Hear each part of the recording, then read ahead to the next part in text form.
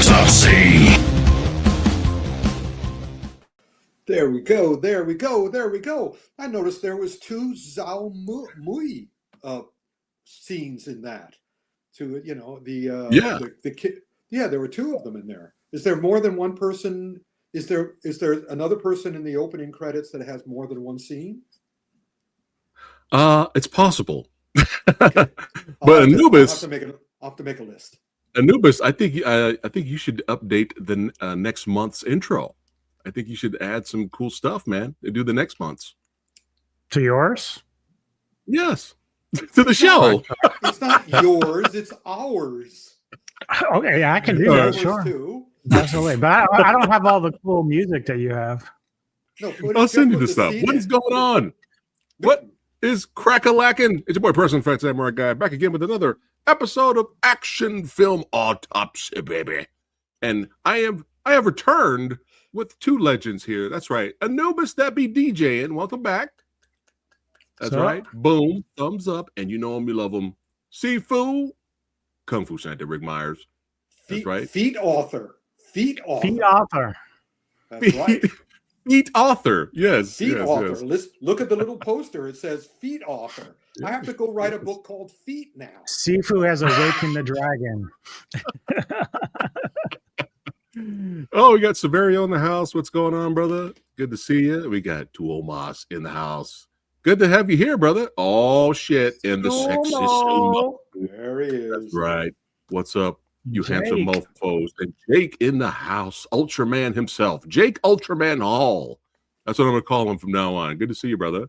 Well, speaking of Severio, actually, before we get it rocking and rolling here, we actually have a question from Severio Vinci 1212. Rick, this is for you. He goes, I got a question for Rick. All right. I got a pet peeve. Well, is it a peeve or a question? Is it a Q or a P? I'm adding some. If it's a gripe, he doesn't want to hear about it. Okay. No, he says, I was rewatching some of the old Action Film Autopsy episodes, and I noticed that not once in the past few years has Rick reviewed or even mentioned Gamera Rebirth. I was just curious if Rick still hasn't seen it yet, or if he's watched it, or if he did watch it, what is his overall thoughts on the show? Do you remember that? It was an animated show just for Netflix. Did you get a chance to see that, Rick? I believe I took a glance at it, but I love the previous Gamera live action movie so much.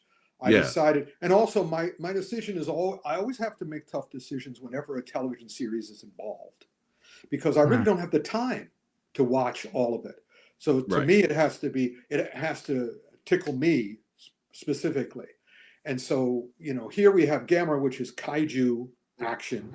So I decided not to review it because I couldn't give it the attention it deserved. And I was concerned that I wouldn't like it as much as I liked the previous few live action Gamera movies. So I let it slip, and I was praying that nobody would notice. But now I'm Severio called you out. Oh, yeah. no. Whatever attention to detail. My reputation. Well, Anubis, you did see it. Anubis, you saw it. What did you think of it? Yeah, I loved it. I thought it was fantastic. Oh, loved it. There we go. Awesome. Copy that. See, all right. Our show. It's not just his show. You guys got to back me up. It's Rick's show. All right, here we go. Before we get into our wonderful list of movies and shows to discuss, what?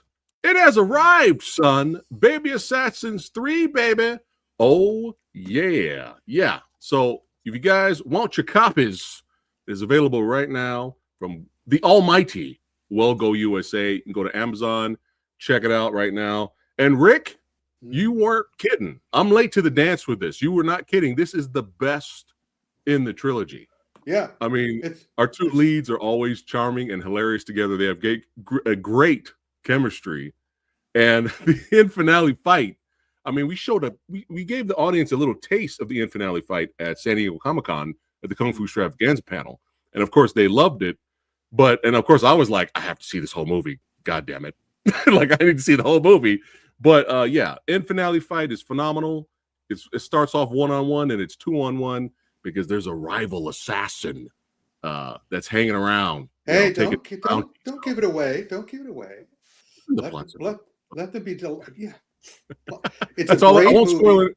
I won't spoil anything else. It's one of the rare series that gets better as it goes along. Yes. And this one is really tight, really good, really smart, really exciting. Yeah. And highly and funny. recommend it. Yeah. Oh yeah. No question. These movies are funny too. So yeah, it's on Amazon right now. Get it and get Ghost Killer 2 while you're at it. There you go. Double feature. Same director, one of the same stars. Also and those were both movies that I had to choose. I chose multiple scenes to show at Comic-Con, and then I had to decide, depending on how much time we were taking up, which one we would show. But this director is terrific, and like I said, he's getting better, so I'm looking forward to all the future stuff as well as the present stuff.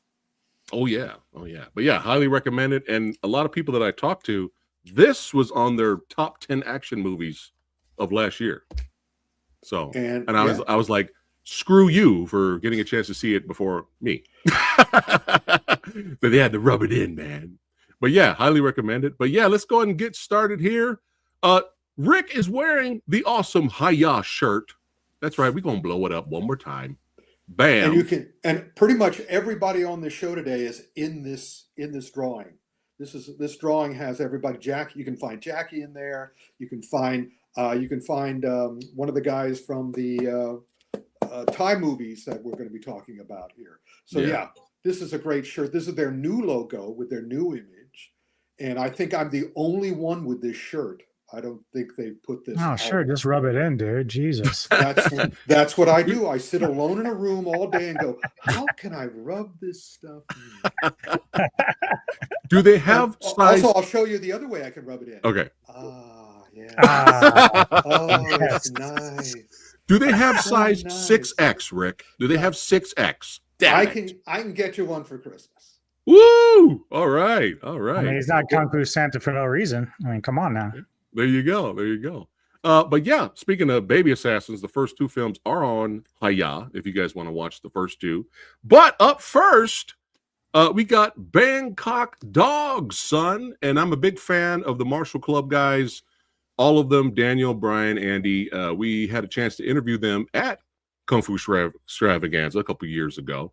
And these guys, these young bucks, these martial arts misfits are just badass, and they're extremely talented. But now the great D.Y. Sao, who is this guy's insanely good at martial arts, has now kind of teamed up with them and has done several projects.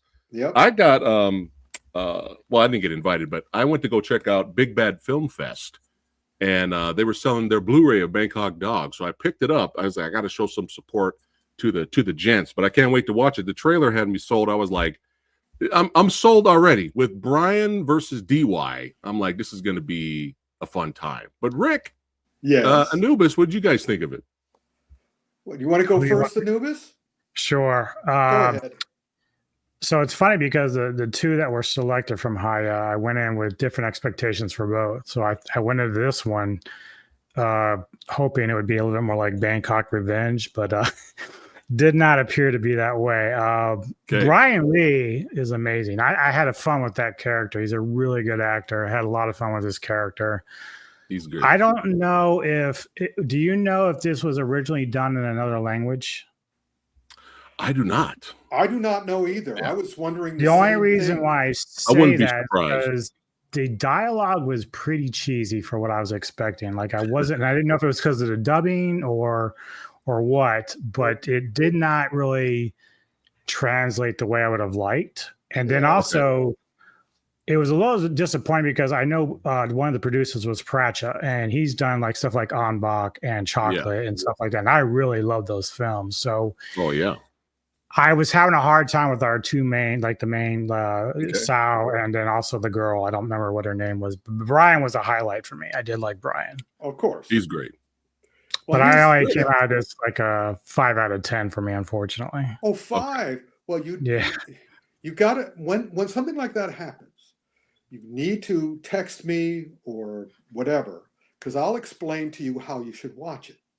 Okay. Because this movie is very clear. It's also great. We have a lot of movies to cover on this episode. So when I'm getting ready for the show, I invariably and unavoidably compare movie to movie. So I watched another movie, and when we get to it, I'm pretty sure I'll be able to go, oh yeah, that was the movie I saw just before Bangkok Dog. And the other movie just it just was it had a filmmaker's problem. It's one of let me put it this way. Here we are in August. This is the August action film Autopsy, even though we're in September. And what always comes in August, in the dog days of August, come all the leftovers. All the leftovers, which are not quite as bad as September independent movies, but still not as good as the July, June, May movies. So they're all crammed in here. And so basically, I'm ready for Lost Leaders. I'm ready to watch them the way they need to be watched. And you know me, my attitude is if the first line of dialogue, if it hits a clanging note, I just stop and fast forward to the fights. I was getting ready to say, do you fast forward the fight? Is that what you're looking for? But what's great about this movie is that unlike this other movie, which dragged out its opening, I'm going, get to the first fight, get to the first fight, get to the first fight. And they kept dragging it out and dragging it out. And when we get to it, I'll remember it. But Bangkok Dog, I did not have that problem. The very first sequence was like, you want action? Here you go. And it was like, and it was great. It was Brian Ludd, it was D.Y. Sao, and also you know that Haya and Welgo is doing a special Q&A session with the star of Bangkok Dog, and he has been advertising that now. And you can go on to one of Welgo's and Haya's social media, and you can write down your questions to him. So get in on that. That's really super cool too.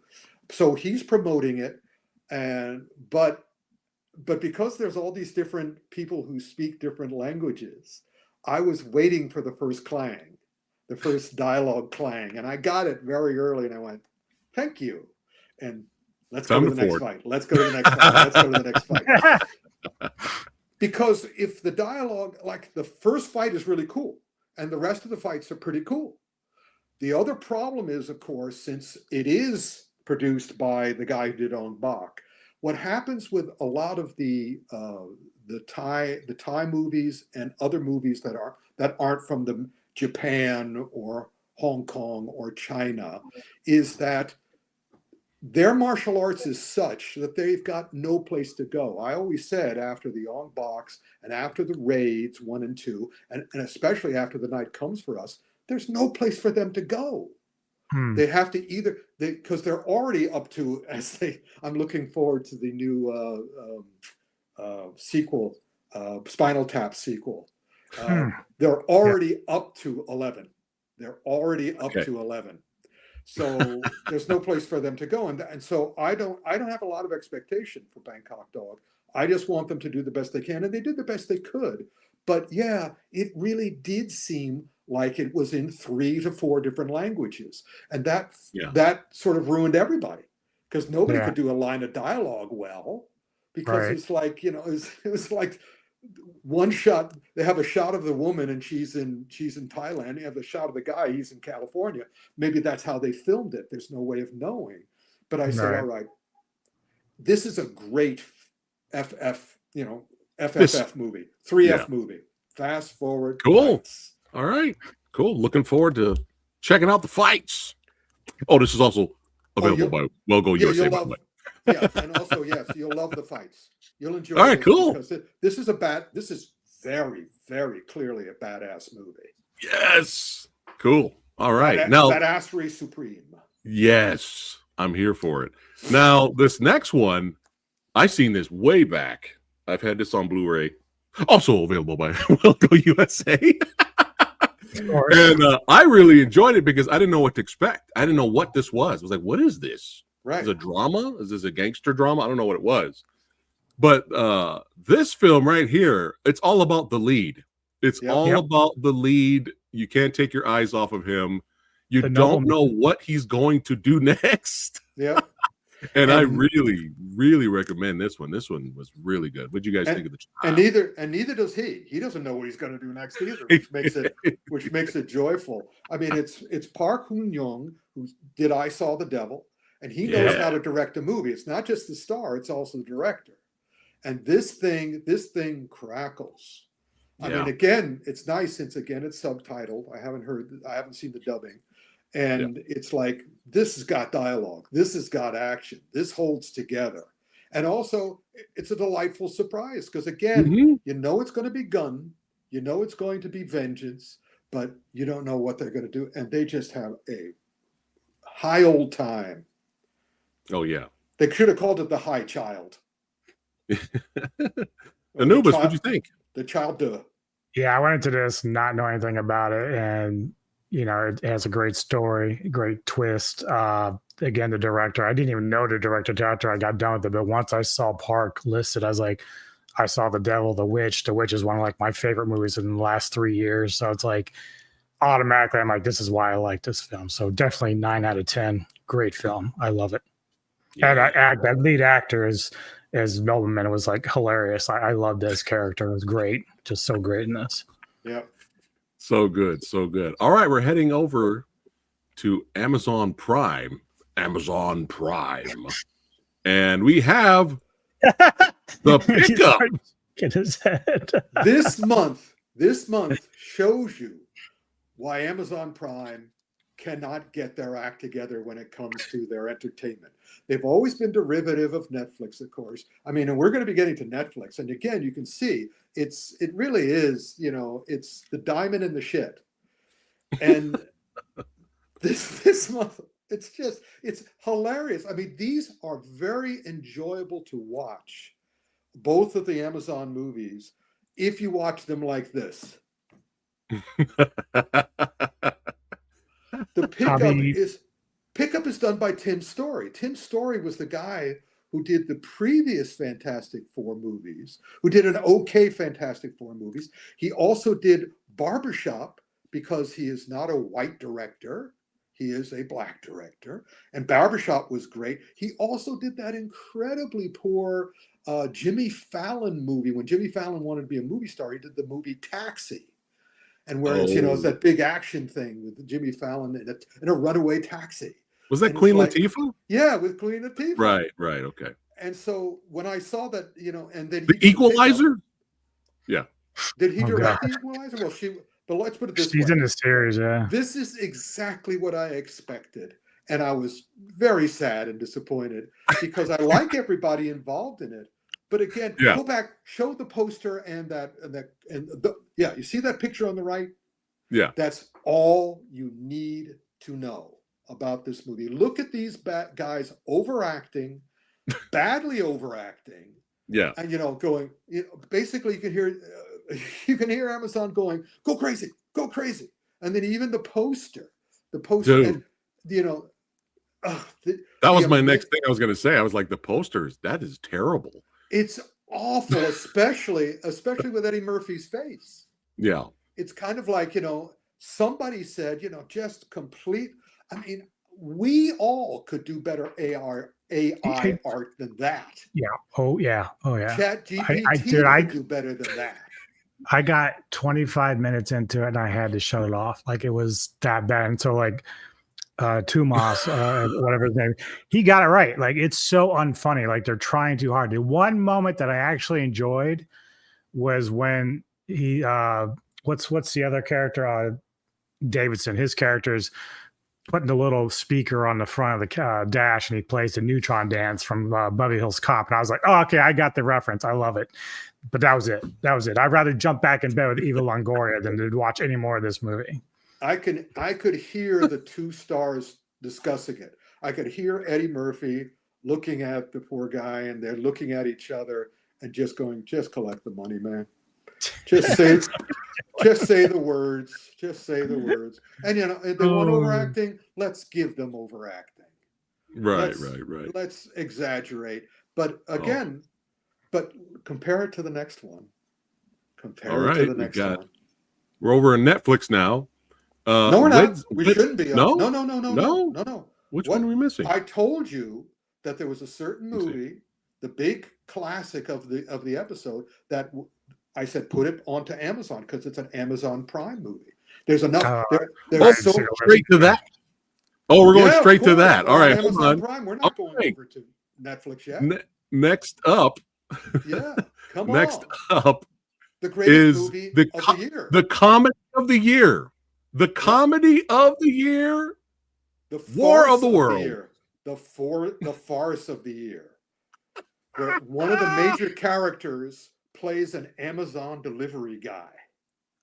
Yeah, this whole movie's an advertisement for Amazon. This movie was supposed to be by either Paramount or Universal. I forgot who was originally going to be making this. And then when it fell completely apart, Amazon bought it and just turned it into a big ad for Amazon. You know, it should have been called Amazon Saves the World. Yeah, pretty much. And if it had come out when it was supposed to, because they were making this as a pandemic movie. They couldn't go out. This movie started during the height of the pandemic. So the whole thing takes place basically in one room of a guy watching a video, watching the news.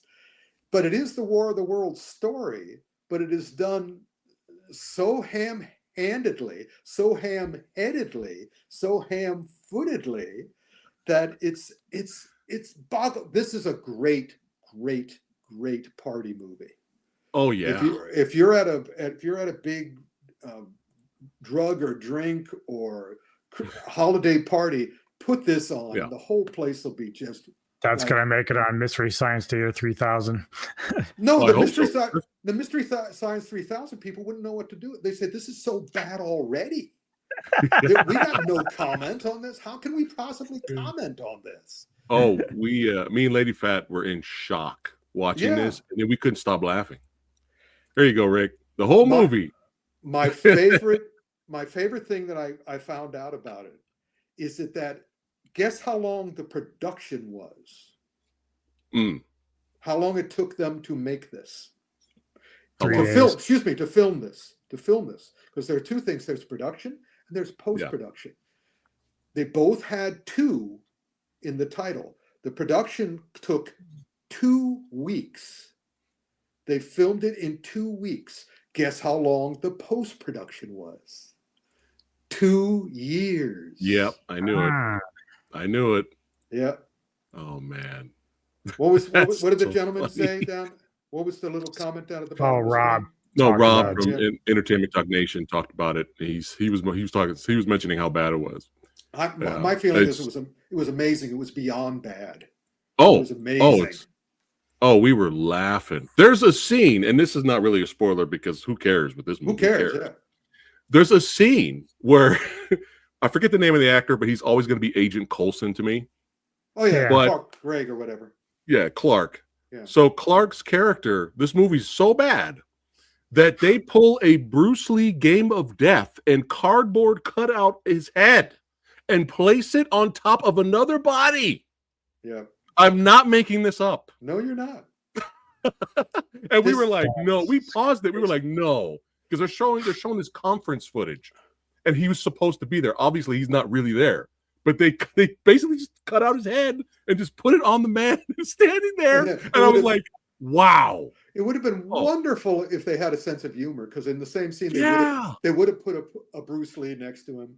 They would have put, any number of other people. I mean, all nonsense. This is a great movie for hopeful filmmakers, because basically you can do it. If these guys could do that, you can do it. Incredible. Like you said, Rick, it would have been perfect. This was perfect for comedy to make fun of War of the Worlds or disaster movies. This would have been perfect. I mean, the movie could have ended with the Michael Bay camera spin around shot of Ice Cube, and Ice Cube looks up after the devastation and the attack, and he goes, "Today was a bad day." Perfect. Thank you. I'm here all week. That would have been good. But yeah, I'm so happy me and you watched that movie, Rick. I loved it. You gotta review it, bro. I loved it. You gotta review it. I didn't have a chance to even think about watching because all you guys did, and I just knew right away that I'm not even going there. Let me show you how I watched it.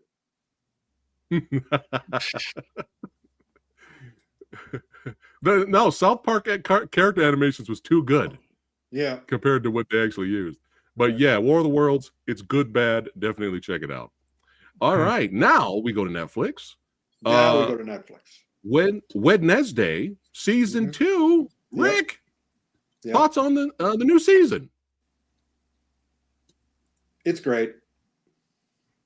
It's great. I'm really looking forward. They're doing tomorrow. They're putting the second part of the second season. Is it tomorrow or today? It's tomorrow. Okay. Tomorrow. Today's the second. They're doing it on the third. Third, yeah. And I'm really looking forward to it. Everybody is having a whale of a time. Cool. Everybody, Tim, you can tell everybody backstage, everybody front stage, everybody involved in this is just going, let's go. Let's go. And I'm hoping that they'll align it, but I don't really care because it is so it's Tim Burton supreme.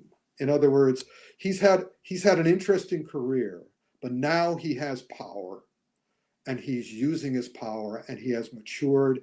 And, Fred Armisen was supposed to have an Uncle Fester series, but they're enjoying doing Wednesday so much that it looks like there's going to be a part 3 without question, unless nobody watches tomorrow. And I don't think that's not going to happen. Right. Yeah. How did you feel about the Uncle Fester here? Oh, I love him. Yeah. I think he's great. I think another thing I really liked about this is the more power that Tim Burton got, the more he made it the actual Addams family, the Charles Addams family. This is the best Gomez they ever had. This looks like the Gomez from the original cartoons or drawings. Yeah. If you don't know the story of the Addams family, Charles Addams created this macabre family for the New Yorker magazine and would do a series of panel cartoons over the years, over many, many decades.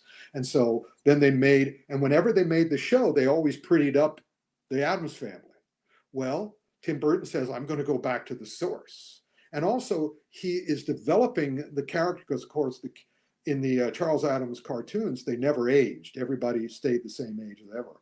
Wednesday and Pugsley and all the rest. But now everybody's growing and changing. And I thought Fred Armisen was an inspired casting for Uncle Fester. That's why they were thinking about doing a whole series, a whole series about him. And they still might at some point. But yeah, I discovered the cartoons when I was a little boy. I was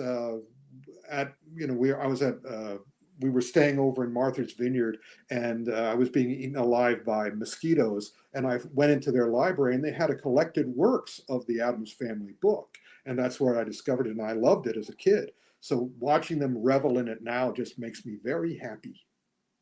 Cool. All right. Sounds fun. Yeah. All right. Now we're going to Disney Plus, and we have The Eyes of Wakanda. Well, given me and given look at the poster on the left. Oh shit! Is that Iron Fist right there? Bingo! Oh shit! Bingo! I didn't know he was in this. He isn't. She is. Okay. Is. They've recreated Iron Fist. The whole problem is they want to bring all the characters back from the Netflix television shows back to the next movie, but they didn't want that. They didn't want that Iron Fist. That Iron Fist was awful. Woo! So Eyes of Wakanda, in addition to being a wonderful animation, it's one of their best animated shows. Most of their animated Marvel shows are really good. This is also very, very good. Cool. Yeah, there we go. Geeky Andre, you're right. But here, there's an episode about the recreation of the real Iron Fist. This is when Iron Fist was originally created back in the day. And I was so happy. This whole thing, I mean, the Wednesday and Eyes of Wakanda, I'm just going, I love August. August is great. Yeah. So yeah, Ryan Coogler was involved, Todd Harris, who worked on a couple of the other successful Marvel shows. It's just a great job. I really hope seen it yet. Revel in it. Okay, cool. I really hope we finally see a badass, awesome live action version of Iron Fist. Hopefully, No. I would love to see. No, Why? because Iron Fist should not be badass. Iron Fist should be as she is, smart ass, Well, wise smart ass, wise ass. I want to smart see it. ass. She's That not, works for me. because it's a she, and because she knows kung fu, not martial arts. She's not going to be stupid. She's not going to make a fist as a woman and punch somebody else in the face, because she's not that self-destructive or stupid, because she knows kung fu. She doesn't have to be badass and stupid and self-destructive. We'll get to that at the end too. We're coming back to that, folks. Sweet ass. All right, cool. Copy that. No, this next one. This is an actress that me and Anubis will watch her in anything. How was Eenie Meanie? Well, of course, you look at the poster and you go, "Who is that? Isn't that what's her name?" No, it's Samara Weaving. Yeah, right. It's Margot Robbie and Samara Weaving are in a clump together because they're indistinguishable from each other. The big difference is that Margot Robbie gets to be in really high class stuff, and Samara Weaving gets all the throw-offs. He gets all the stuff that Margot Robbie wouldn't take. And there's a reason why Margot Robbie did not take this one. Uh-oh. Yeah. Did you see it? Did you see it? No. Did you see it? Okay. I haven't seen it yet, all right. I probably will watch it. As long as you understand that it is Tarantino light and Baby Driver heavy. Okay. Very clearly, like a spin-off of those two movies, except not as good as either. Yeah, the cover looks like it too. It looks like they're definitely doing the Baby Driver thing there. No question. Samara's fine. Samara carries the movie.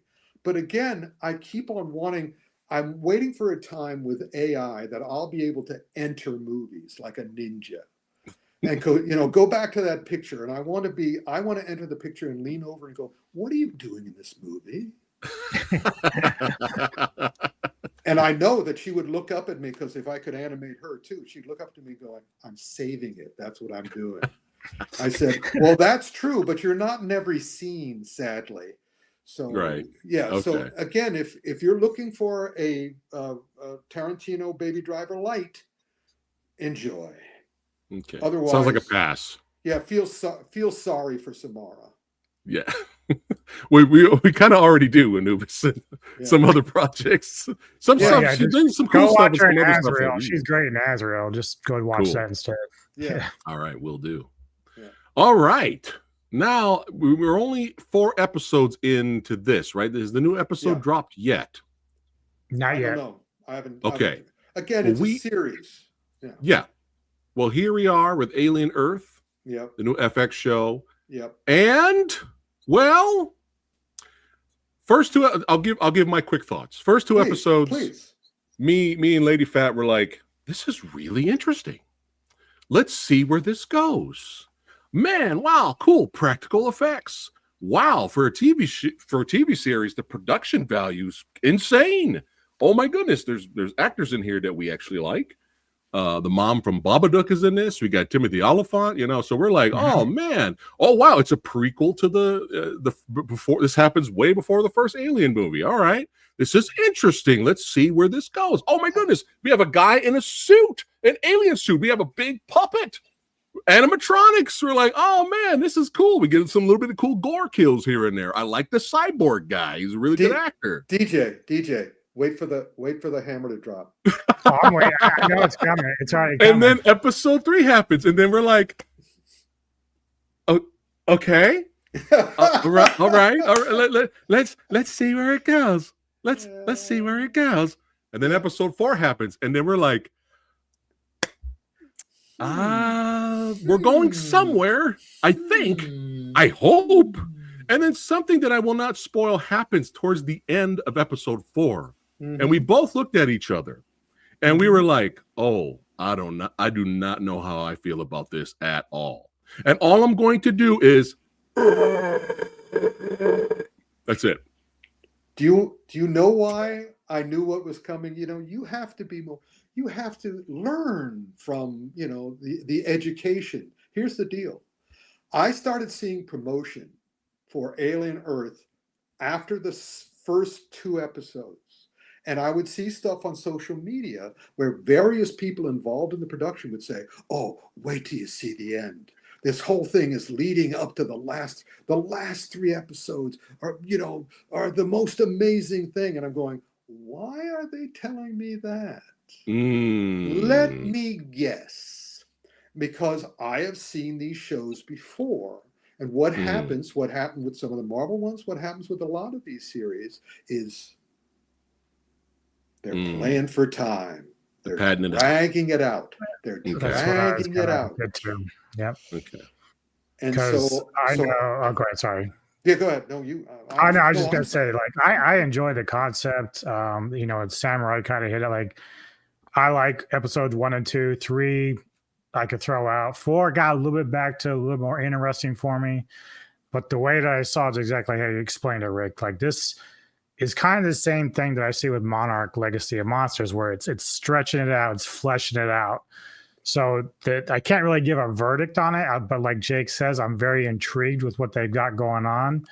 The only thing I'm a little confused about is that it tries to distance itself from the movies, but yet uses the Wayland name. So again, I'm like, well, why would you do that if you're trying to not be attached to the other universe? So it's a little weird that they're doing some different things, but I'm willing to kind of stick it out to see where they're going to go with it. Also, another hint is when you look at the production people, this thing is another brainchild of Noah Hawley, who did all the Fargo TV shows. And I watched the same thing happen with those that is happening with this now, which is, they don't really change their spots. I mean, he dragged that out because he ran out of ideas. And it's the same thing with the Alien series. I'm very happy with the first 2. Yeah. And it's like for me, it's like Star Wars. The first 2 were great. And the rest is like, okay, I can take and leave them. And the Alien was the same thing. I mean, the last couple of Alien movies I hated. I mean, they were so anti-human. They were so dehumanizing and mean-spirited. So I sort of went, I don't care now. Because also, I was on the set of the first one.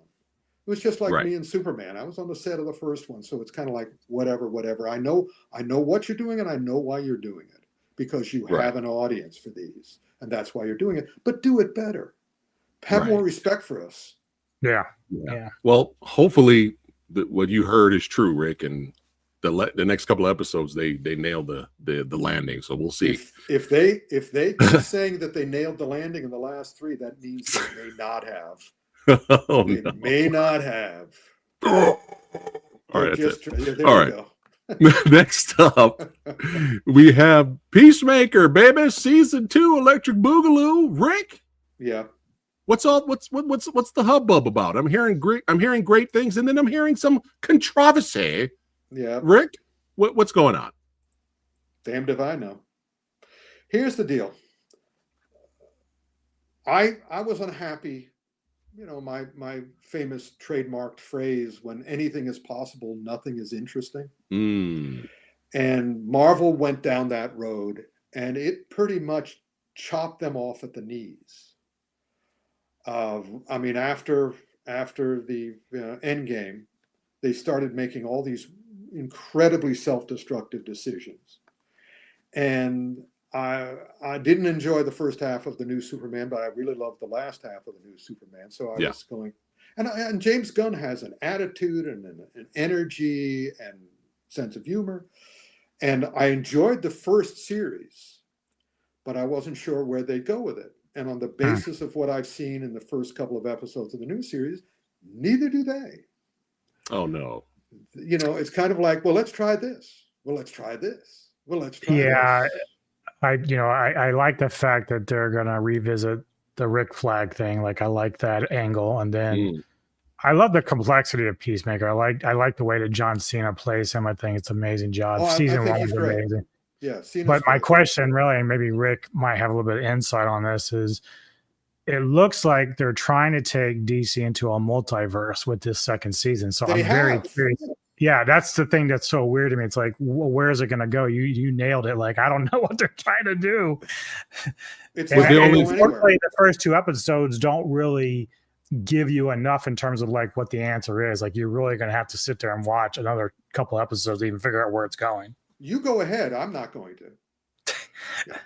I'm going to. Well, Don't good. give- I'm glad don't you give are in, Rick. sexist, though. No, Well, the thing honestly, is, like, I you like I know said, I me. love the fact that they are actually revisiting the Suicide Squad because of what Peacemaker did to Rick Sure. Flag. So I like Right. that. Right. Yeah. And I like the female character. I don't know who the actress is, but she's amazing in this. But the reality is that the whole thing with the multiverse is what's really messing with my head. But I think Well, I'm going to that's- stick it out because I think I am interested enough to go Well, through with it. To be continued next month, but you know, it's like you know me, Phat. I watched the first episode and Right. I And watched the the last. last episode. Yeah. I let you guys take care of everything in the middle. The We meat. got you. We got And you. there's and believe me, you guys are wonderful. All my friends are wonderful. They say, "No, Rick, the rest of it's okay too." And I said, "Well, all right." And I always promise that I will go back and watch the middle episodes. And guess what? I never do because I got too much to watch. Yeah, So- yeah, he does. Yeah. He does. True. Have So either of you seen Creature Commandos, which I heard was good? yes, Creature Commandos was good. I enjoyed it because Is I that grew- I on grew up is that with the on classic HBO horror. Max too, or Yeah. Maybe it I is? don't know. Okay, I haven't seen it yet.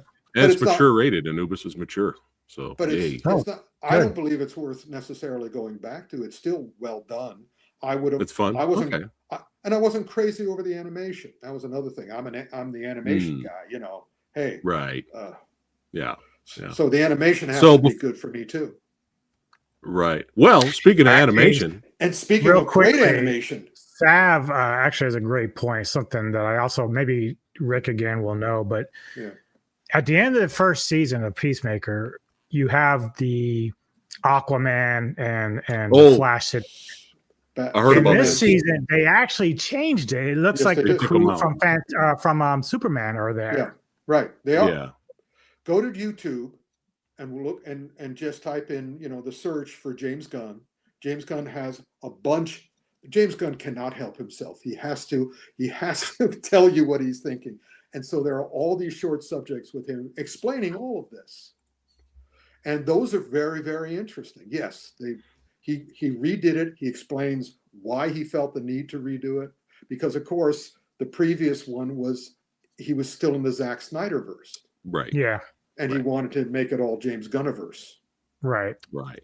Okay. And I agree with his attitude. But now Well, I was just speaking of- making sure I wasn't going crazy. I was like, that's not how that ended. Like, no, you weren't going crazy. yeah. Watch YouTube. Well, speaking Now- of good animation or great Great animation, animation. Rick, what's up with Nessa 2? Everything. It is still Nacha 1 was the most successful animated movie of all time, including K-pop Demon Hunters.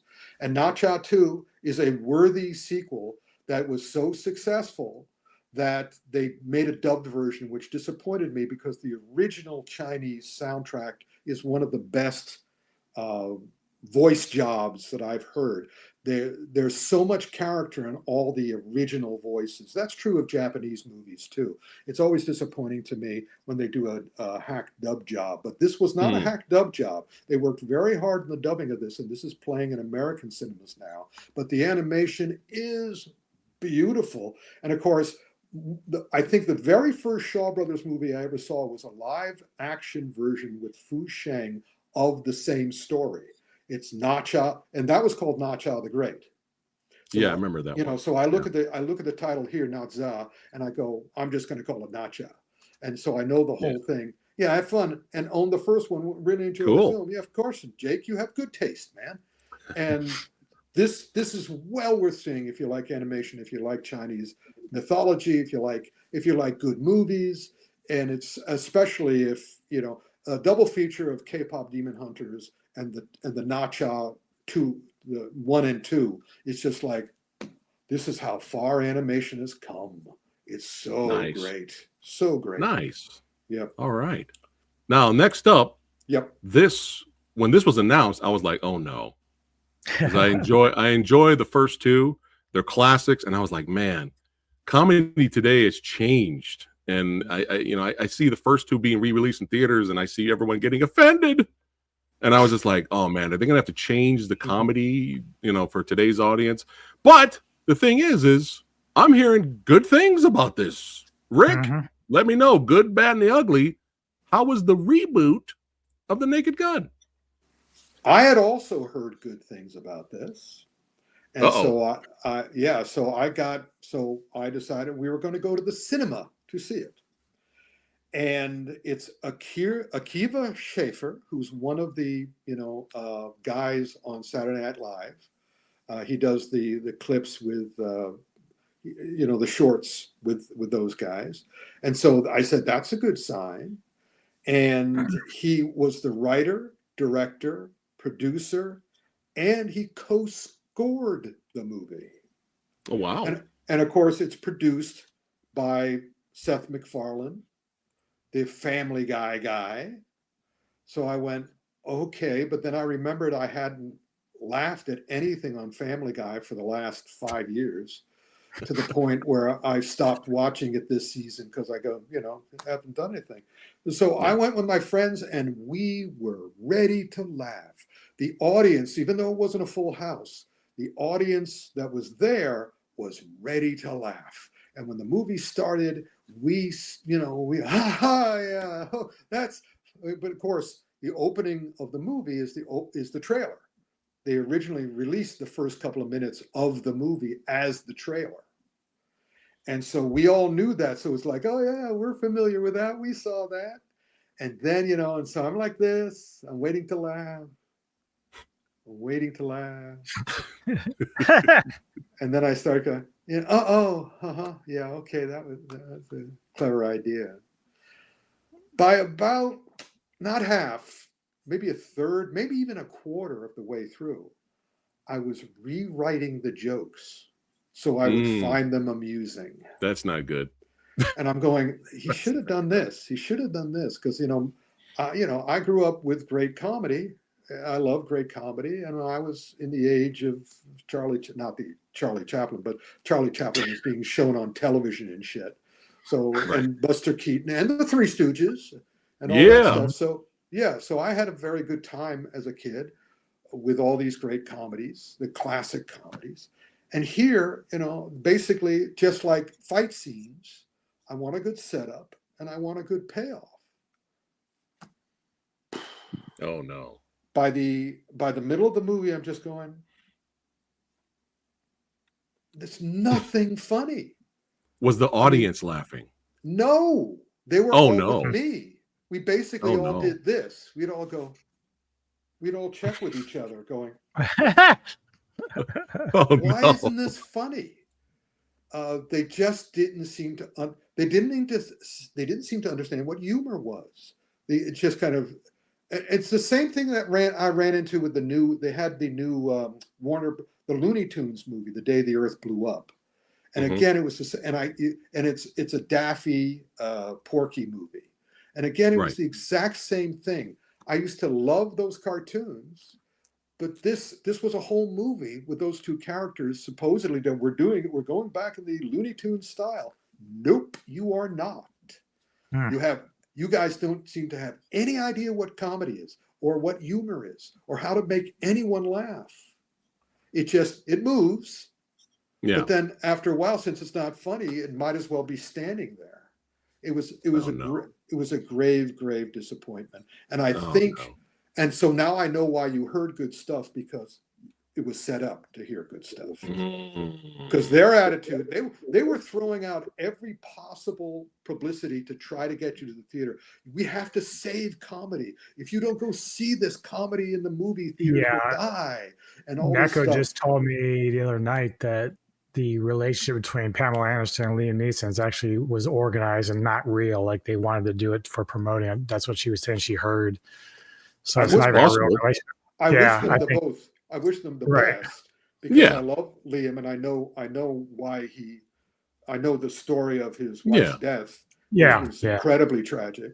But and I hope the best for them, but it wouldn't surprise me if they were doing that, because this thing stank of desperation. Unfortunately, it didn't stink of humor. Stank. It's Stank. stank. It's got the Damn. stank on. Damn. Put some stank on it. There was All right. Actually, here we go. Get ready. The next movie we're about to do is funnier than Naked Gun. Show us what the next movie is. Now you got me curious. Just say the title. Weapons. Yep. Wow, Weapons. Okay. Weapons is funnier than Naked Gun. Wow. And Weapons is not a comedy. I'm also hearing that it's technically not really a horror movie either. Well, what it is, and this is a nominal. This is a nominal spoiler, but not really. But then again, what do I care? There's no spoilers on my show. And also, you don't need to know spoilers for this. This is very clearly a beautifully made Grimm's fairy tale. Okay. Yeah. And if you go back in the history, you look up Grimm's on Google or whatever, or Wikipedia, you'll see that originally these were vicious stories. These are, Little Mermaid was not a Disney movie. Little Mermaid, legs are cut off. Grimm's fairy tales were grim indeed. And this is very, very, very clearly a Grimm's fairy tale. Yeah, but that's a great description. But it's smart. The whole thing is incredibly smart. Again, it's another one of the Zach Krieger did the writer, director, producer, co-scorer. He did everything on this movie. This was a personal movie for him. I would hate to know his childhood, because if this is his personal movie, wow. Yeah, what did he just say? I enjoyed it. It was definitely a good film. The ending was definitely funnier than the rest of the film. That was what kind of cracked me up about it. But I loved the ending. I thought the ending. Yeah, I was and then but like NECA was telling me, because at first, I saw the trailer. I did a trailer reaction, thought, okay, this looks pretty cool. Yeah. And then NECA was like, yeah, everyone's saying this is better than Sinners. And so I went into it, I was like, it's good, but it's not better than Sinners. But that's a great double feature. Yeah. Oh yeah, definitely. It's two very smart directors taking an underused and unrespected genre and making a very sharp, smart, meaty, honorable movie out of both of them. Definitely. Meaty. All right. Yeah. Cool. Weapons. Looking forward to checking that one out and finding out why all the kids are running like anime characters. Well, it's cool because and it's cool because it plays with your mind a little bit. Because at first I'm going through the film going, let's see, are we dealing with aliens? Are we dealing with government conspiracy? And it just starts. Yeah, you'll have to see it. It's pretty wild. It's great. All I was seeing was Naruto running around. All right. Next up is Nobody 2. All right. The more comedic follow-up. Now, Rick, I've heard that it's fun, it's entertaining, just not as good as the first one, and that it's Timo light. Timo, The Night Comes For Us, directed this. Right. I'm hearing there's some violence in there. But if you compare it to like The Night Comes For Us and his other movies, Headshot, this is Timo light, but still fun. Rick, is everybody smoking, or do you agree with them? Here's the situation. It is fun. Okay.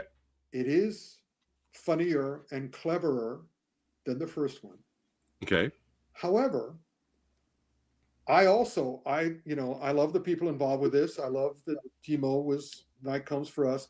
By the way, he's signed to direct Beekeeper 2. I saw that. I'm excited. So basically, that's why Nobody 2 turned out the way it did. Again, if you show the picture, there's blood. But there's also, I wanted to see it with the same gang as Naked Gun. So the same gang and I went to see Nobody 2.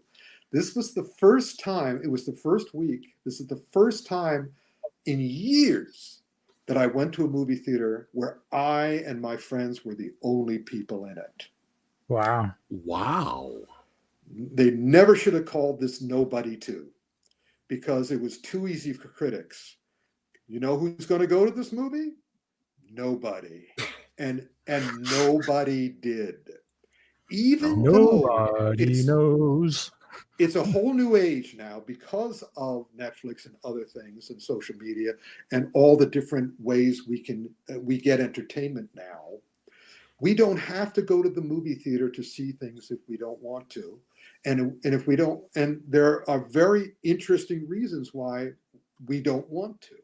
Because while I was watching this movie, and because I was the only one in the theater with my two friends, it was kind of like, and also I like him, and I want, and I like the director, and I like the choreographer Kurt A. Jenkins, who unfortunately, that was the other unfortunate thing. The stunt guy, the fighter, is the guy who worked on Red One, the Rock Santa Claus movie, and Bad Boys Ride or Die. And it's like very unimaginative. Here's the deal. The star, what's his name again? I'm blanking on his name. Bob Odenkirk. Bob Odenkirk. I admire him enormously. I've enjoyed all the stuff he's done. He shouldn't have done this movie. Nobody, he semi got away with it, but he's 62 years old. They don't make him up to look much younger. They don't use AI on him. They just have him. They have him punchy, getting punchy. And throughout, as an older gentleman myself now, I'm going, there's not a moment of this I find enjoyable, because this should have been smarter. Bob Odenkirk is smarter. Yeah. There's no way he should be in this movie doing what he is doing. I mean, sure, Ana de Armas, you can get away with it, maybe, in Ballerina, and all other people, we're doing fight scenes or whatever. But he should accept it at the very beginning. Everybody should accept it. I am 62 years old. I am not going to put myself in harm's way. I'm going to spend the whole movie desperately trying to avoid harm's way and doing whatever I have to do to avoid harm's way. I want him dropping anvils on people. I want him dropping safes on people, right. Yeah. to avoid. I wanted to do that with the Saint. Originally, I was actually involved in one of the Saint movies, and they say, how do we make this different from Bond? And I say, you make it different because the Saint, even though Roger Moore played Bond and Roger Moore played the Saint is the guy who wants to avoid a fight. It's the last thing the Saint wants to do is to muss up his hairdo and muss up his suit. So the whole movie is him doing incredibly smart and clever stuff to manipulate his opponents into a situation where a safe falls on them, or whether they trip on something and go down the stairs. And that's what he should have done, because that would have been incredibly involving. Everybody in the audience would be going, oh, what's it going to happen? Oh, he's moving that to do this, to do this, to do this, to do this. And look at you, it knocked off the guy's head. Look at that. That's awesome. But here, no, they're just doing this. And I'm going, and also I sat in the theater and going, I know why no one's coming to this, because this thing was made for Netflix. This should have been on TV. Why did you decide the senior audience is not going to go to the movie theater? You see what's the big hits in movie theaters now? It's the animated movies, it's the kids movies, it's the video game movies, it's the horror movies.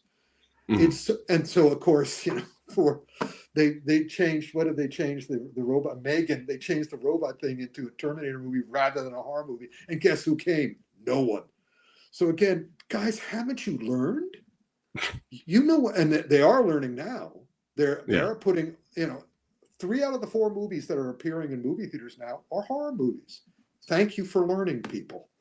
But don't put nobody to, because its reputation is shit now, because nobody That's went unfortunate. to it. But everybody who saw it thought it was fine.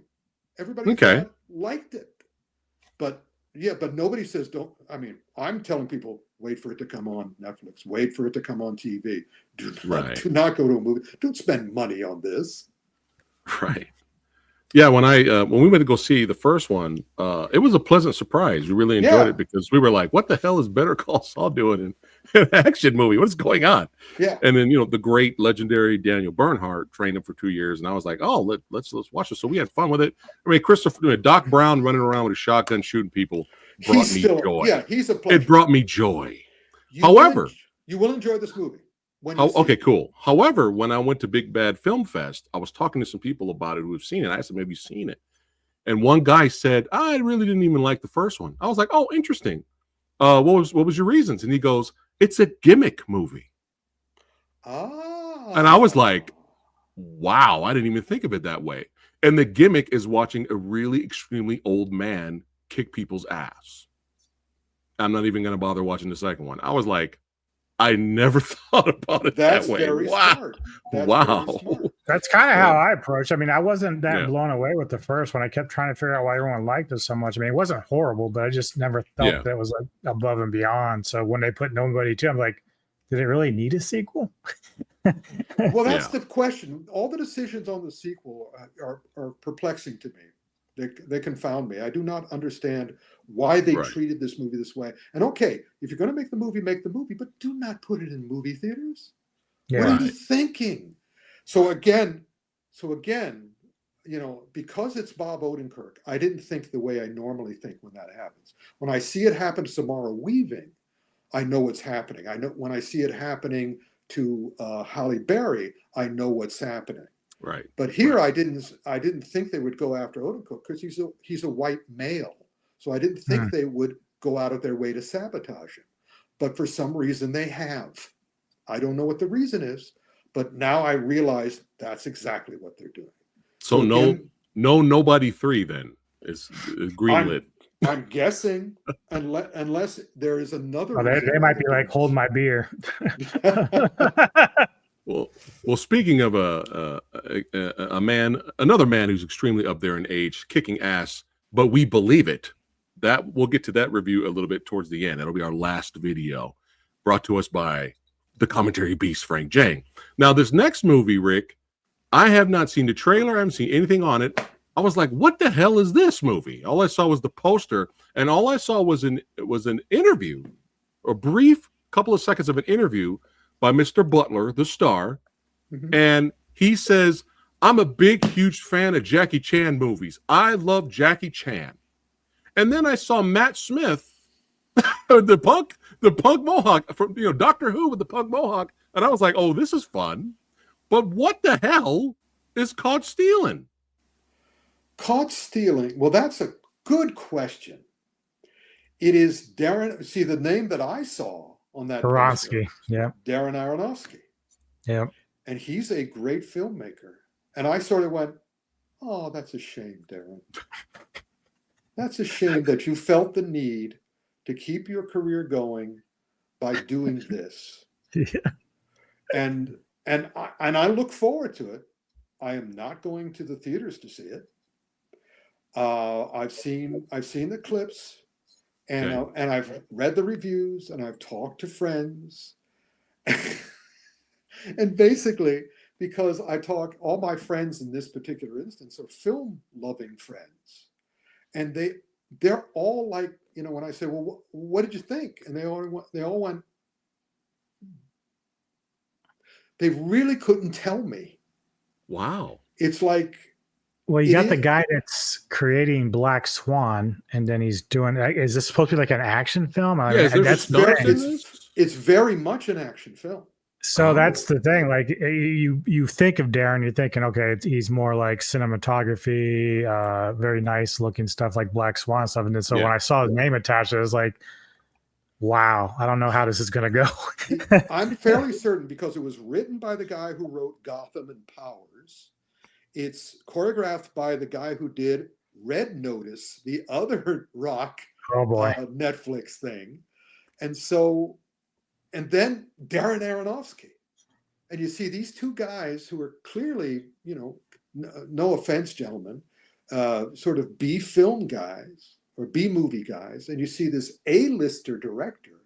And so I'm assuming he had a boat payment coming through.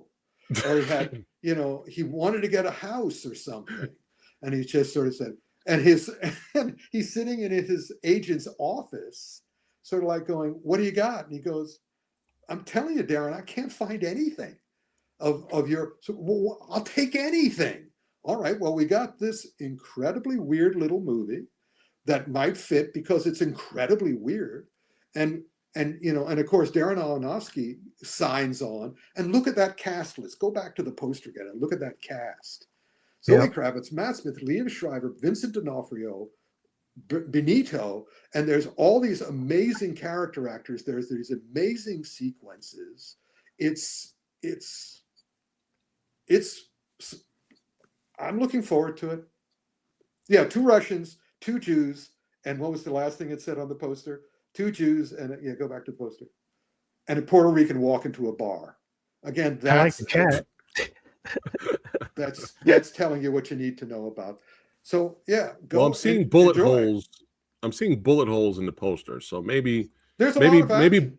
Maybe Butler does some of his own stunts. Maybe that's why he did the whole Jackie Chan reference. I mean, I don't know. Again, they're just trying to get people in to see this. All right, copy that. All right. So are we going to recover that next month? Probably. Okay. All right. Stay tuned, guys. But maybe not. Maybe or maybe not. We'll see. Yeah. Next up, for the first time on Action Film Autopsy's history, we are covering 2 Michael Jai White movies. That's right. We have Hostile Takeover and Trouble Man. Now, I didn't even know Hostile Takeover came out, but I did see the trailer for Trouble Man, and the trailer looked good. I know he was inspired by the original Trouble Man that came out in the 70s. Right. But Rick, tell us about these 2 projects. Well, Hostile Takeover, I believe, was released because they saw Trouble Man was coming out. And Hostile Takeover is directed by a guy named Michael Hamilton Wright. Have you ever heard of him? No. Just admit it, you haven't. You haven't heard of him. I have a horrible memory, so I may have, but I'm gonna say no. And if you see this movie, you'll know why. Let's put it this way. I was meaning to talk about this earlier. There are some of these movies that you should go see the same way that you go see a movie that a friend of yours made. It's kind of, was this, I'm running into the same trouble that I ran into with Black Creek. I didn't want to review it because Cynthia Rothrock is a friend of mine, or at least we're friendly. And I know Michael Jai White. Michael Jai White has been on the panel, the Comic-Con panel. I met him a couple times in real life. He's a cool dude. Yeah, he's a very cool dude. So I go to these movies and I hope for the best. I root for him. Right. Let me put it this way. These are both Trouble Man, which was directed and starring Michael Jai White. Fast forward to the fights, people. Okay. Fast forward to the fights. It's a fist joke. And I will let you all, anybody who sees these 2 movies, I will let you decide which one is better. For me, they're about the same level. Maybe Trouble Man has better fights? Or is there some good fights in Hostile? There's some good fights, and I mean, it's still Michael Jai White. All right. And he does. I mean, even his TikToks have good fights. So it's like, but it's still like I'm keep waiting him for. I mean, when his career started, he did some stuff which was very promising, and now it's sort of like it's all middle of the road, and I want him to be better. He's always good, but I want the movies that surround him to be better. Right. Okay. Also, I know that he's been sabotaged too.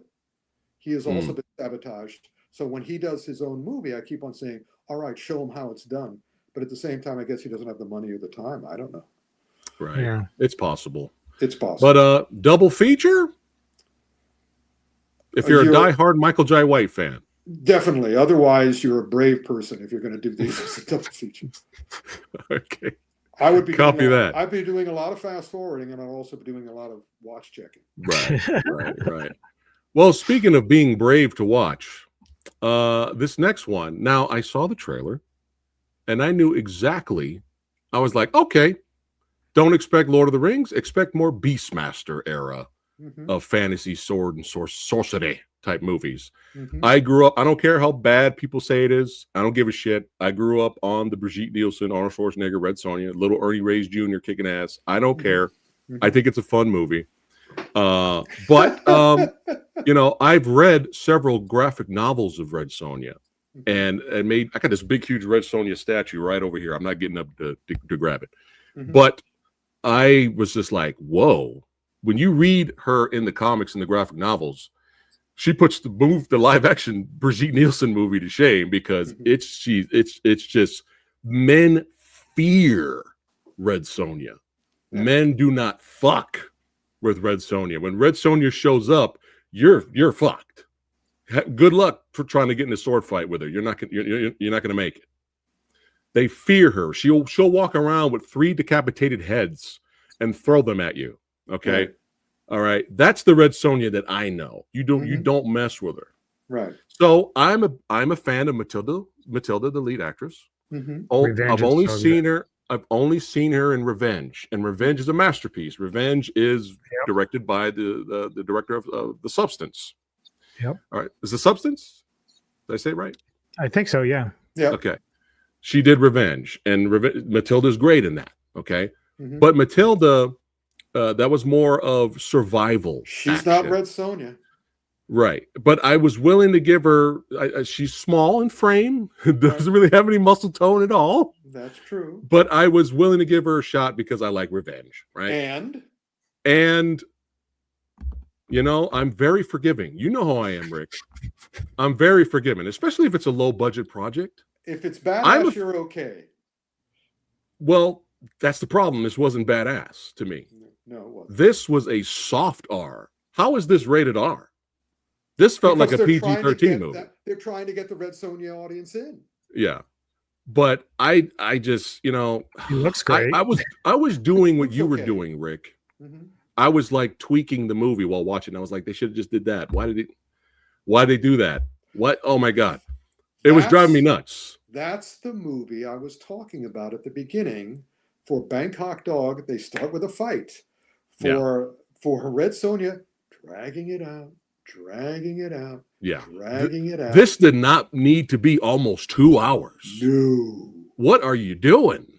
And then in the end credits, when the credits start, they have like this stinger at the end to kind of set up a sequel. And I was so hoping a huge buff bootleg Conan would have came in and sat down at the table next to her and was like, let's drink. And then it goes to the credits. Then I would have been like, I would have gave the movie some points. Yeah. But again, some of the cast is okay, but I was just disappointed. She was just the action was so uninspired. Yeah. Matilda, and she was just I was trying to root for her. And the director did Solomon Kane, and I really like Solomon Kane, another Robert E. Howard character. Yeah, you're going to see Matilda's home movie. Home movie. You're going to see her home movie, so you give her the benefit. Oh, that was a good scene, Matilda. No, the fight wasn't too soft. No, you're fine. No, you're carrying it. You're carrying it.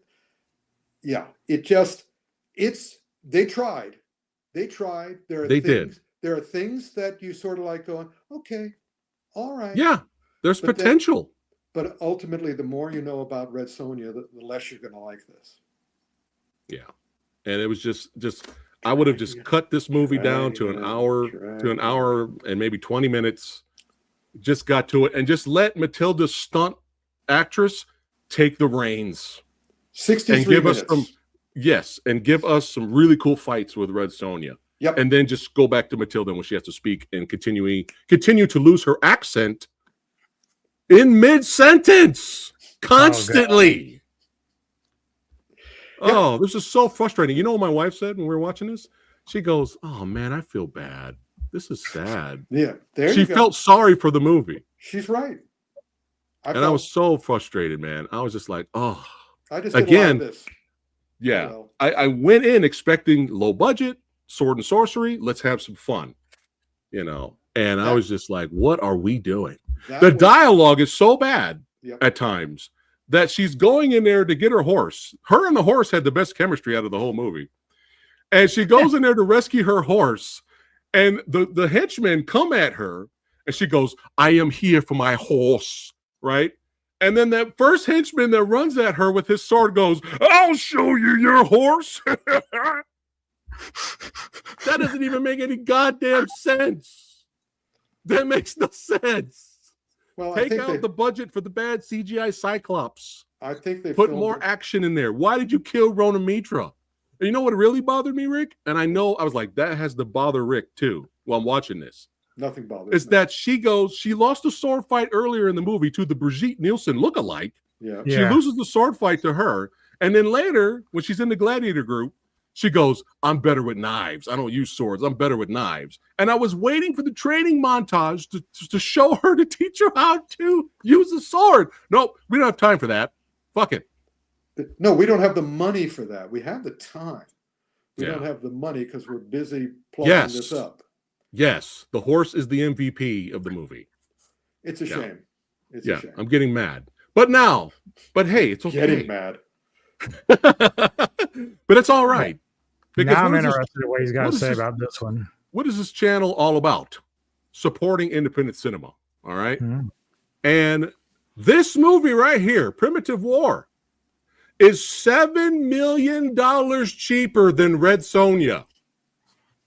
Let me repeat that. The lowest budget for Red Sonja, Primitive War, cost $7 million less to make. And this is based off a series of graphic novels. So we got a little comic book vibe. We have a total sci-fi vibe. And it exceeded my expectations. I really enjoyed it. We're not going to get another movie like this. I hope we get more. I hope we get sequels or other movies like this. But Hollywood likes to play it safe. Hollywood will not spend big buku bucks on a rated R dinosaur movie. Okay, they're just not going to do it. And it's okay if you're a fan of Rebirth. It's okay if you're a fan of the movie where a Snickers wrapper sets the dinosaurs free. It's all right. If that's what you like, fine, great. But if you want variety, you got to support independent cinema. All right? If you want something more extreme, you got your Hulk Hogan, WWE Macho Man stuff, but then you got this New Japan over here. We got all Japan. We got ECW over here. You want variety. You don't want the same old say your prayers, eat your vitamins. You want somebody to go through a damn table set on fire. All right? You got to support independent cinema so we get more movies like this. Now, Luke Spark, the director, I was really shocked he invited me out to the premiere. It was a huge honor to be there. And the thing is like when you're so hyped up for something, you're just so excited. It's so easily to be disappointed, because your expectations are through the roof. And the audience had a blast. The audience cheered. You know what the audience did at the end of Rebirth? Nothing. It was absolutely quiet when we left. Your audience did nothing. Again, no, my audience cheered. Here's rule. I'm talking about Rebirth. I'm talking about Rebirth. Oh, I got you. Your audience for Rebirth didn't cheer. Buddy, here's the number one thing you want to do. Do not use a good movie to beat another movie over the head. If you liked this, great. That's the sale. But do not try to force an audience to see it because you don't like another movie that has dinosaurs. No, I'm not forcing them. I'm saying if you like that stuff, that's great. Good for you. And you should like anything you like. But that type of movie where the audience that loves Jurassic Park franchise deserves better made billions of dollars. This is the point I'm trying to make. Yeah, right? I think the idea is you want to draw more attention to something like Primitive War because you do feel like it's a movie worth seeing as opposed to Rebirth, just kind of rehash. If you beat the audience over the head to get them to go see it, they will not go. So just talk about how much you like it. I'm not beating them over the head. I'm just being honest. They want an honest opinion. They come to my channel for an honest opinion. They're going to get it. Yes, all right, now I have Look at change the subject. No, because I made my point. But Luke Spark did everything. Luke Spark helped write the script. Luke handled the visuals by himself. Mm-hmm. He had to bring in another team to help him because there were so many dinosaurs featured in the movie. Mm-hmm. And it's exciting. It's action-packed. There's tons of gore. Speaking of Gore, Chris Gore from Film Threat was actually there, and I ran into him, and I said, "What did you think of the movie, man?" And he was like, "Dude, I felt like I was watching an action movie from the 80s and 90s, and I had a blast." And that's all we want, is to have fun. Have fun in this movie. So I'm going to play a little. This is a little exclusive here of Luke talking about the film before he plays the trailer, or plays the movie. Sorry about that. I'm bringing it up real quick, and then we'll move on.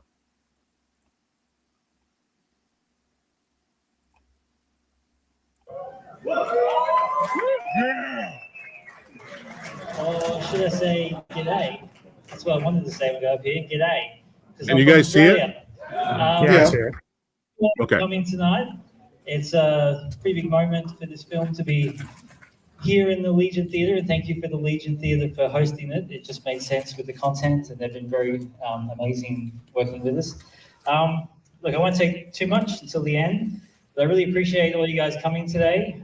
In this cinema landscape, with the way cinemas are these days, it takes a lot to get a movie into cinemas. It takes even more to keep a movie in cinemas. So I will say, if you do like what you see tonight, I hope you tell your friends. I hope you post online about it, and hopefully we can make this little indie movie that's already kind of blowing up on the internet, just get that little extra push to get people to see it this weekend. It's been a crazy labor of love to get this movie made. I love dinosaurs. I love making movies. I love making sort of epic movies, and it's this crazy mashup of this little epic indie movie that's definitely punching above its weight. Something you don't really see in this budget range anymore in the theatre that used to be everywhere. I grew up watching 80s, 90s movies from James Cameron, Spielberg, George Lucas, and it's definitely a love letter to those sort of films. So I really hope you guys enjoy it. I know I enjoyed making it, and the last 2 years has kind of killed me. But to be here and watching it with you guys tonight, this truly independent film, we thank you. And I just want to say thank you also to my amazing producing team up the back, Carly, Carmel, Alex, Brooke, and Amy, and everyone up there. Thank you so much for making this movie. And we've got a few film investors that have come all this way who back this film, because it's just been 100% independent. So thank you guys. Yeah. And that's it. Hope you enjoy the movie. Emergency extract from the 2, and that's not an option.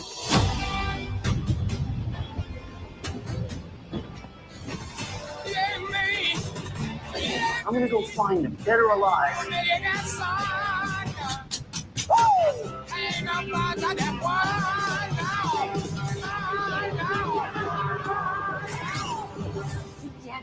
Nightmare. Yeah. So yeah, highly recommend Primitive War.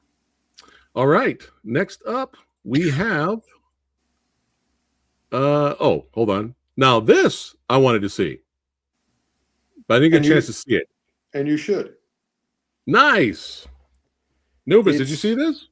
Not yet, but I think that Tony's gonna have access to a screening, so we're gonna probably do it for Ghouls of Midnight. So nice. Yeah, I'm a fan of the originals. So I think I hope you'll enjoy it. They are also fans of the original, and you can tell. And it is well done, and it is enjoyable, and you can tell again. Look at that cast. Mm-hmm. They all came into on the strength of the director and the strength of the script, and it holds up. Basically, if you see the trailer and you like the trailer, you'll like the movie. If you don't like the trailer, don't go see it. But it's still good, and it's got the violence. It's a better version of the original. All right, with a stronger cast. Nice. So, and also and a producer who doesn't, is not doing it just to do it. Right. So, right. Yeah, it's worthwhile. Cool. All right. We have finally made it to the final film. I saw the trailer to this and I was like, there's something different about this. I missed this Jackie Chan. We have The Shadow's Edge. We have a special video review brought to us by the commentary beast himself, Frank J.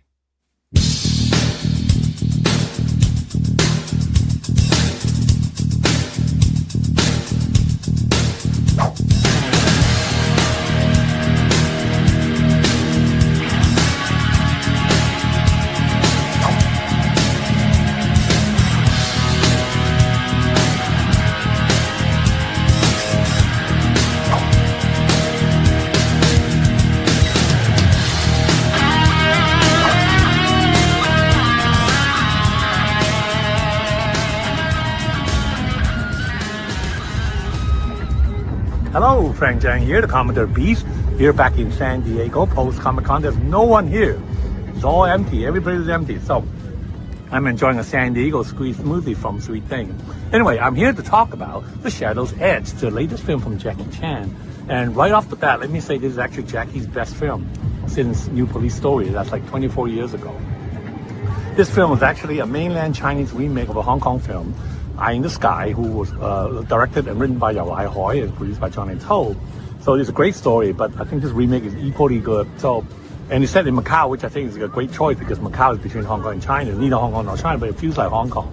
In one of these mainland Chinese films. Anyway, Jackie plays this retired surveillance team cop who's called out to recruit, start another surveillance team to capture this group of hackers who stole cryptocurrency led by Tony Leung. Lang Gao is the leader.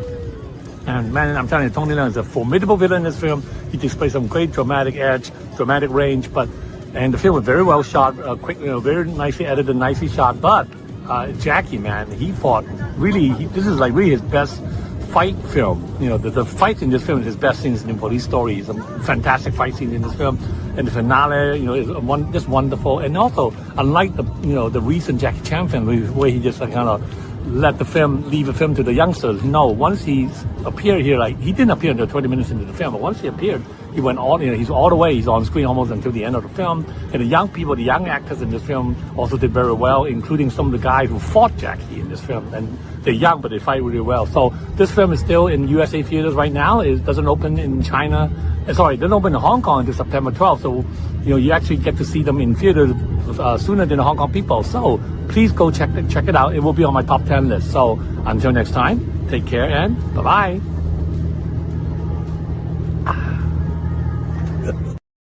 There we go.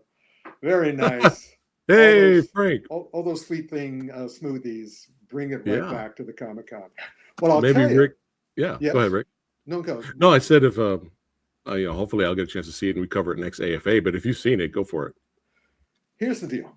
This is what this brings us back to the original, which is there's a reason it's the best Jackie Chan in the last 24 years. Jackie Chan is 71 years old. Insane. Unlike Nobody 2, Bob Odenkirk. In other words, and unlike Liam Neeson, Naked Gun, those guys show their age.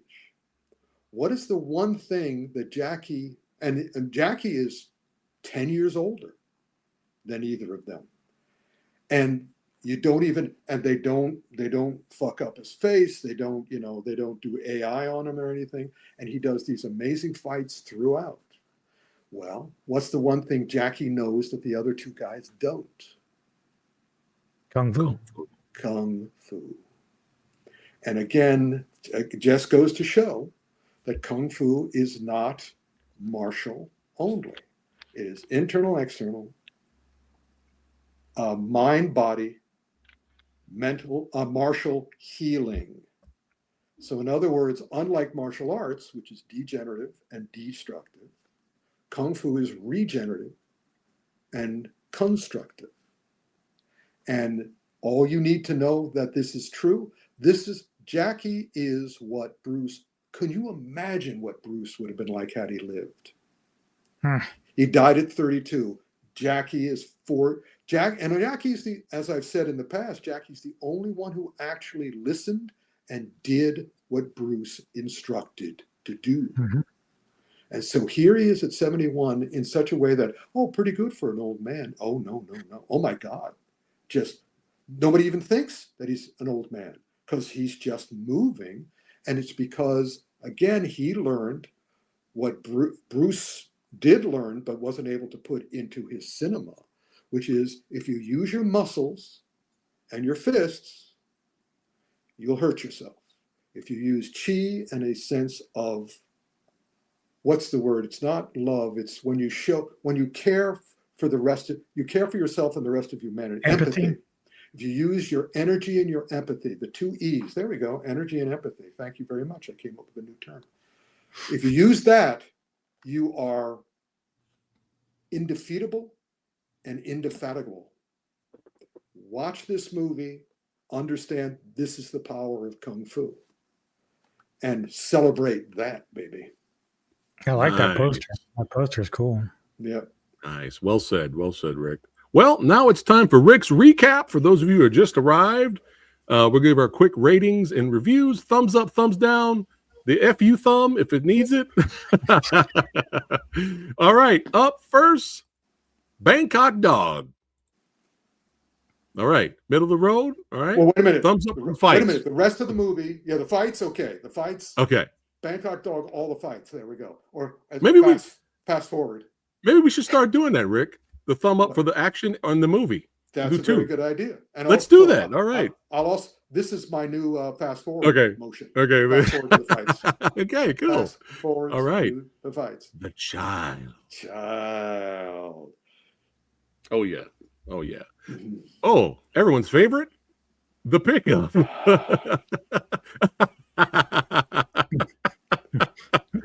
All right, we have Wednesday season 2 so far. All right. Eyes of Wakanda with Iron Fist doing actual kung fu. There we go. Nice. Eeny Meanie. Mighty Mo. Samara weaving this. Samara weaving this. The movie. Yeah.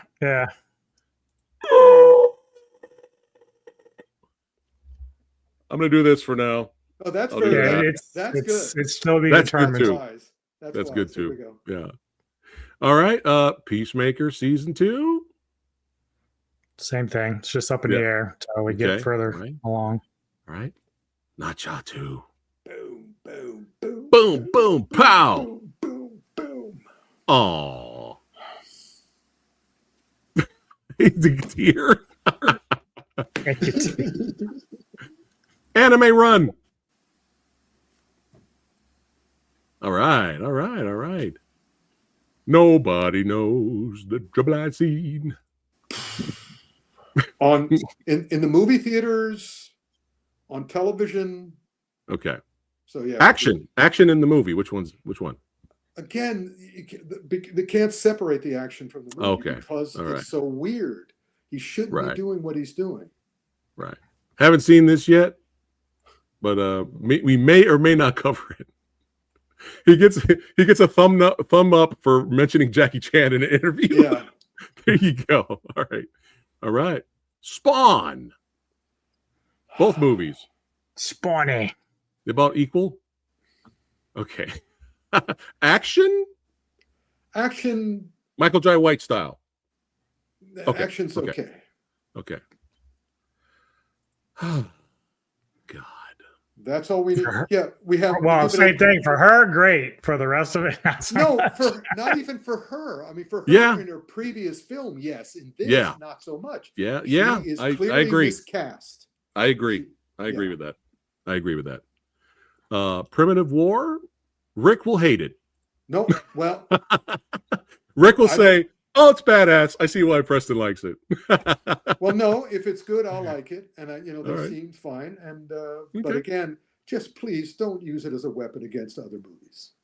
I'm not doing that. Just promote. Rick, yes, you did. Rick, do that. when I'm passionate on my channel, you got to let me cook.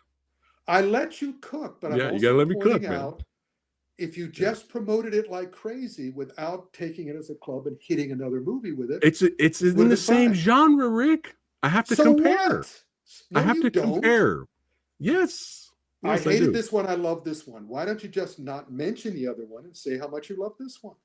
No, because people constantly compare Primitive War to Rebirth. You look at the comments. It's probably just because they're like, "Oh, these special effects suck. I'm not watching this. Rebirth's better." So I'm like, okay, well, but that's their compare. opinion. Yeah, and I'm giving mine. Yeah, that's all it is. But let me cook, Rick. All right, next up we have War of the Worlds. This was better. This was better than that. It's better than the movie, starring Sexy Sumo. Oh my God. Starring That's Sexy crazy. Sumo. Sexy Sumo, yes. The actual one. Yeah. Oh yeah, I have to do it. We have to do it. But still, we recommend watching it. Oh yeah. And of course, fun. Of course, we haven't seen. Well, I have not seen this yet.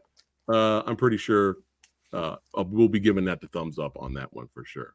All right. Before we wrap it up and end it, y'all know what you need to do. Click on the link below.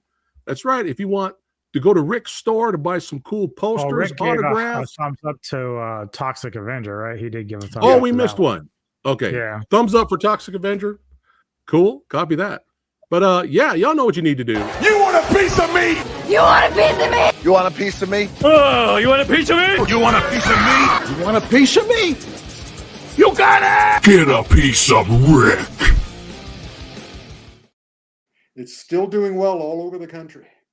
There you go. So click on that link below, go to the store, get some cool Jet Li autographs, all kinds of cool stuff, posters. Make sure you guys check it out. And also click on the links below to follow Anubis on his channel. Make sure you go over there and subscribe. He's on fire with Tony with the Ghouls of Midnight show. And of course, click on the Instagram link to Rick. You can follow him and check all of the cool stuff he's got on his channels. That's right, his socials. Yes. And hey, if you enjoyed yourself today, don't forget to like, share, and subscribe to the Old Samurai Guy. Follow the Movie Dojo podcast right here on YouTube or on Spotify. That's right, subscribe. That's right, join the rebellion. Yes, I think this is an actual shot from the movie. Yes, it is. Subscribe and join the rebellion. And we'll see you guys on the next one. Take care. Peace.